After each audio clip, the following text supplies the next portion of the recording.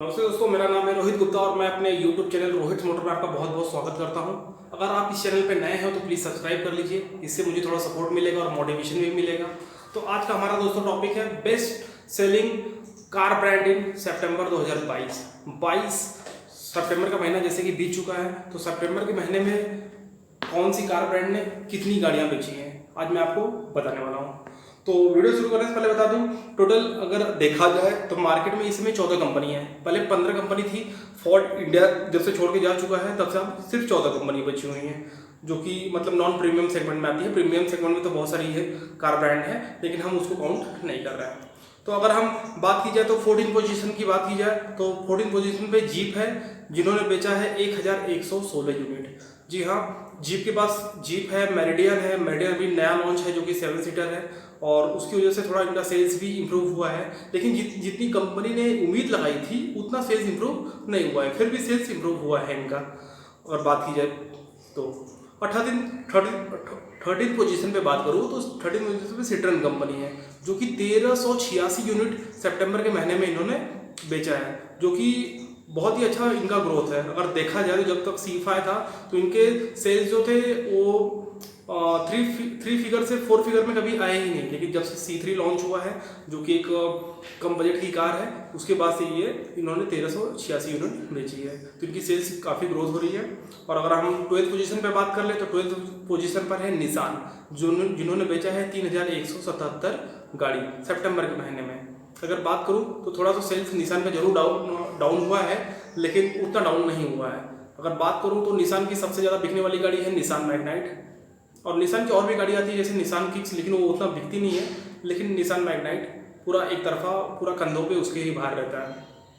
और अगर मैं 11 पोजीशन की बात करूं तो 11 पोजीशन पर आई है स्कोडा, जिन्होंने बेचा है 3543 गाड़ियाँ।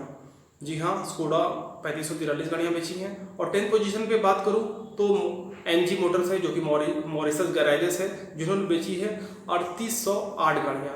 एक समय था लॉकडाउन के पहले की अगर मैं बात करूं तो जब कंपनी के पास सिर्फ एक MG हेक्टर थी, तब भी वो तकरीबन 4000 तक गाड़ियाँ बेचती थी। लेकिन आज इनके पास MG Hector plus, Astor, JAS मतलब और MG ग्लोस्टर जैसे इनके पास इतने सारे प्रोडक्ट होने के बावजूद ये सिर्फ 3808 गाड़ियाँ ही बेच पा रही हैं। तो कहीं ना कहीं लॉकडाउन के बाद से MG का सेल्स बहुत ज़्यादा ही गिर गया। जिस हिसाब से ये एक ही बार में बहुत तेज़ी से आगे बढ़ रहे थे, उसी तेज़ी से ये लोग नीचे भी गिर गए। चलिए अब 9th पोजीशन की बात करूँ तो 9th पोजीशन पे है फॉक्सवैगन, जिन्होंने 4103 गाड़ी बेची है। फॉक्सवैगन की बात करूँ तो फॉक्सवैगन का सेल्स काफ़ी बढ़ा है। इसका फ़ायदा जो फॉक्सवैगन ने टाइगुन लॉन्च किया है, टाइगुन का एक कॉम्पैक्ट SUV है और कॉम्पैक्ट SUV प्रीमियम में आती है, तो उसका काफ़ी अच्छा इनको देखने को मिला है। और अगर मैं 8th पोजीशन की बात करूँ तो 8th पोजीशन पे है रेनो, जिन्होंने बेचा है 7623 यूनिट। रेनो एक बहुत ही अच्छी कंपनी है जो इंडियन मार्केट को बखूबी बहुत अच्छी तरह से समझती है और इंडियन रोड के हिसाब से ही वो अपने प्रोडक्ट को लॉन्च करती है। और उनके बजट भी काफ़ी बजट ओरिएंटेड गाड़ियाँ होती हैं, जो कि एक आम आदमी के बजट में आराम से बैठ सके। अगर मैं बात करूँ तो इनकी सबसे ज़्यादा बिकने वाली गाड़ियों में निसान की काइगर है, जो कि कॉम्पैक्ट SUV है, जो कि बहुत ही अच्छी प्राइस सेगमेंट में आती है। और एक हैचबैक की बात कर लूँ तो इनके पास एक क्विड है, जो कि मतलब एक अच्छा ही परफॉर्म करती है, बहुत अच्छी गाड़ी है। और इनके 7 सीटर में भी इनके पास एक ट्राइबर है। तो रेनो एक बहुत ही अच्छी कंपनी है और आने वाले टाइम पे ये अच्छी गाड़ियाँ लॉन्च करने वाले हैं। 2023 में ये अपने SUV लॉन्च करने वाले हैं, 1-2 गाड़ियाँ और लॉन्च करने वाले हैं। तो आने वाले टाइम पे ये तो भले ही इस बार 8th पोजीशन पर है, लेकिन आने वाले टाइम पे ये काफ़ी इंप्रूव करेगी, टॉप 5 में ये अपनी जगह आराम से बना लेगी। और अगर हम बात करें 7th पोजीशन पे तो 7th पोजीशन पे एक होंडा कंपनी है, जिन्होंने 8714 गाड़ियाँ बेची हैं। और होंडा की अगर हम बात करें तो ये इंडियन मार्केट में काफ़ी सुस्त कंपनी है, मतलब ये बिल्कुल भी एक्टिव नहीं है। ना तो कोई अगर बात की जाए तो सबसे पहले कॉम्पैक्ट SUV सेगमेंट में होंडा ने ही सनरूफ दिया था, लेकिन उसके बाद से ये इतने एक्टिव नहीं रहते हैं इंडियन मार्केट को लेकर के। पर फिलहाल उन्होंने प्रेस कॉन्फ्रेंस रिलीज़ किया है कि वो आने वाले 2023 में 2 SUV अपने लॉन्च करने वाले हैं, जो कि एक क्रेटा राइवल होगी। और अगर 6th पोजीशन पे बात कर लूँ तो टोयोटा है, जो कि 15,378 गाड़ियाँ बेची है। टोयोटा नॉर्मली इतनी गाड़ियाँ आराम से वो बेच लेता है। और टोयोटा की बात करूँ तो इनकी सबसे अच्छी गाड़ियों में इनोवा है, जो कि एक तरफा राज करती है, जिसको टक्कर देने वाली कोई गाड़ी न पहले कभी थी न फिलहाल इस समय मार्केट में कोई है। कोई भी गाड़ी आ जाती है, और स्कॉर्पियो एन, XUV 700, कोई भी गाड़ी आ जाए, लेकिन इनोवा की सेल्स कभी भी कम नहीं होती। वो जैसे पहले 6-7 हज़ार बिकती थी, अभी भी वैसे ही बिक रही है। और टोयोटा की बात की जाए तो एक नया उनका प्रोडक्ट आने वाला है, हाई राइडर, और आई कार्बन क्रूजर तो उनका चल ही रहा है। तो ये दोनों गाड़ियों से अब इनकी सेल्स और भी तेज़ी से बढ़ने वाली है। और अगर मैं 5th पोजीशन की बात कर लूँ तो 5th पोजीशन पे किया है, जो कि 25,857 यूनिट बेची है सितंबर के महीने में।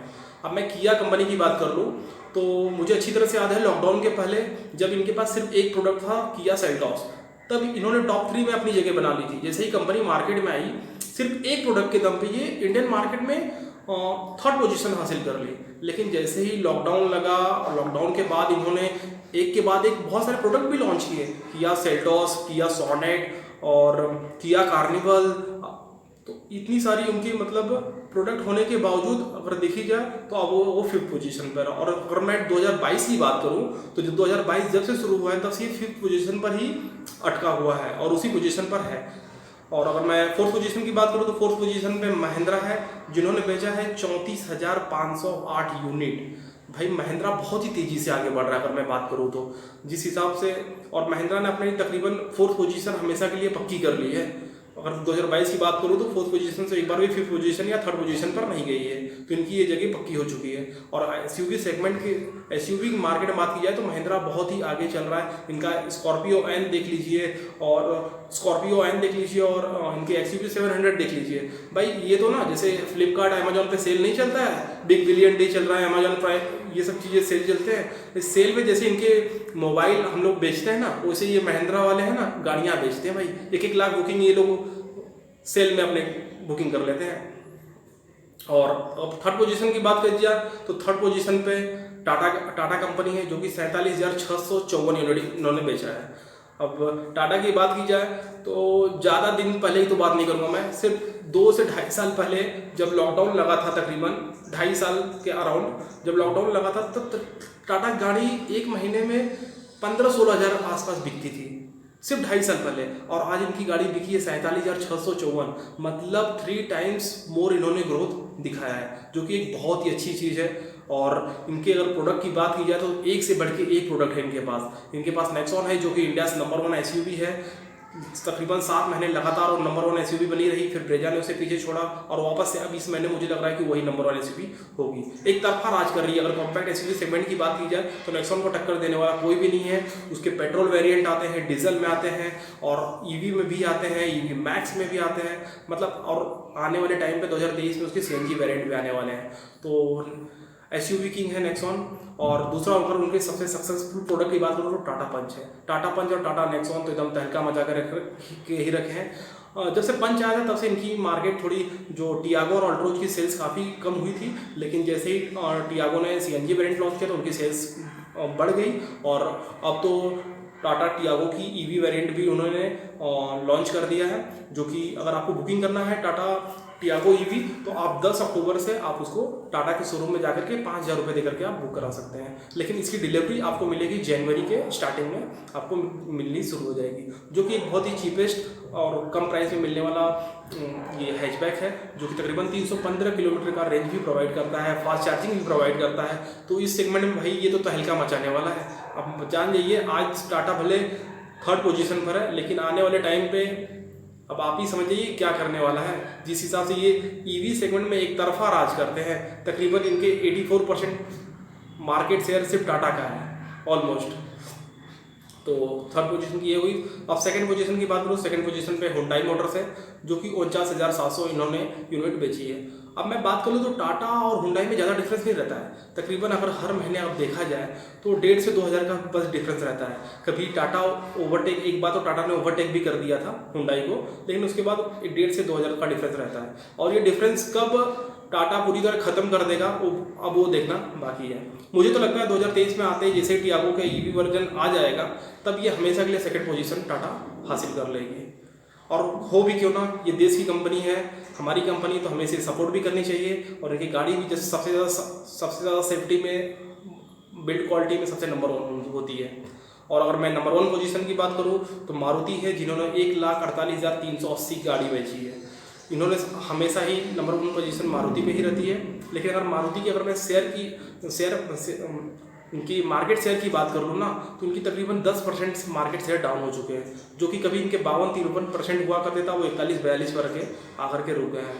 तो जिस हिसाब से टाटा महिंद्रा आ गए हैं, तो उसके शेयर मार्केट शेयर का असर मारुति पे देखने को मिला है। अब आज का वीडियो यहीं ख़त्म करते हैं।